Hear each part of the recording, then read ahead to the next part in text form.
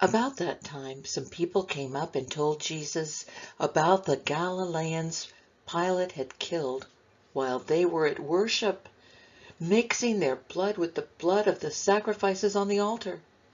Jesus responded, "Do you think those murdered Galileans were worse sinners than all other Galileans? Not at all. Unless you turn to God, you too will die. And those 18 in Jerusalem the other day, the ones crushed and killed when the Tower of Siloam collapsed and fell on them, do you think they were worse citizens than all other Jerusalemites? Not at all. Unless you turn to God, you too will die." Then he told them a story. A man had an apple tree planted in his front yard. He came to it expecting to find apples, but there weren't any. He said to his gardener, "What's going on here? For 3 years now I've come to this tree expecting apples, and not one apple have I found. Chop it down.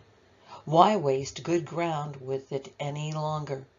The gardener said, "Let's give it another year. I'll dig around it and fertilize it, and maybe it will produce next year. If it doesn't, then chop it down."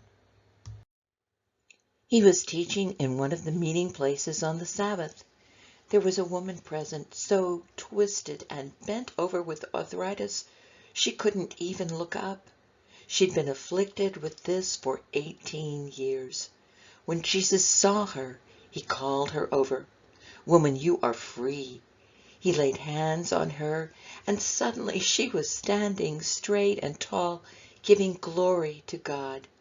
The meeting place president, furious because Jesus had healed on the Sabbath, said to the congregation, "6 days have been defined as work days.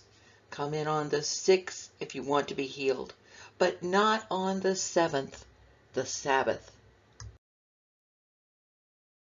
But Jesus shot back, "You frauds! Each Sabbath, every one of you regularly unties your cow or donkey from its stall, leads it out for water, and thinks nothing of it.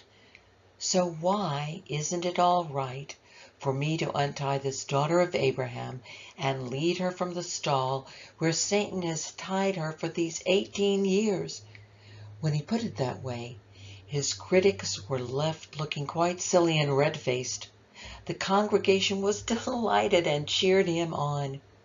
Then he said, "How can I picture God's kingdom for you? What kind of story can I use? It's like an acorn that a man plants in his front yard. It grows into a huge oak tree with thick branches, and eagles build nest in it." He tried again. "How can I picture God's kingdom? It's like yeast that a woman works into enough dough for 3 loaves of bread, and waits while the dough rises." He went on teaching from town to village, village to town, but keeping on a steady course towards Jerusalem. A bystander said, "Master, will only a few be saved?" He said, "Whether a few or many is none of your business. Put your mind on your life with God. The way to life to God is vigorous and requires your total attention. A lot of you are going to assume that you'll sit down to God's salvation banquet just because you've been hanging around the neighborhood all your lives. Well, one day you're going to be banging on the door, waiting to get in, but you'll find the door locked and the master saying, 'Sorry, you're not on my guest list.' You'll protest, 'But we've known you all our lives,' only to be interrupted with his abrupt, 'Your kind of knowing can hardly be called knowing. You don't know the first thing about me.' That's when you'll find yourselves out in the cold, strangers to grace.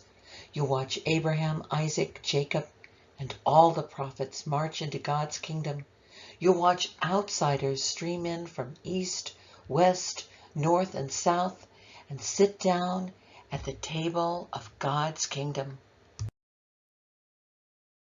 And all the time you've been outside looking in and wondering what happened. This is the great reversal. The last in line put at the head of the line, and the so-called first ending up last. Just then some Pharisees came up and said, "Run for your life. Herod's got your number. He's out to kill you." Jesus said, "Tell that fox I've no time for him right now. Today and tomorrow I'm busy clearing out the demons and healing the sick. The third day I'm wrapping things up.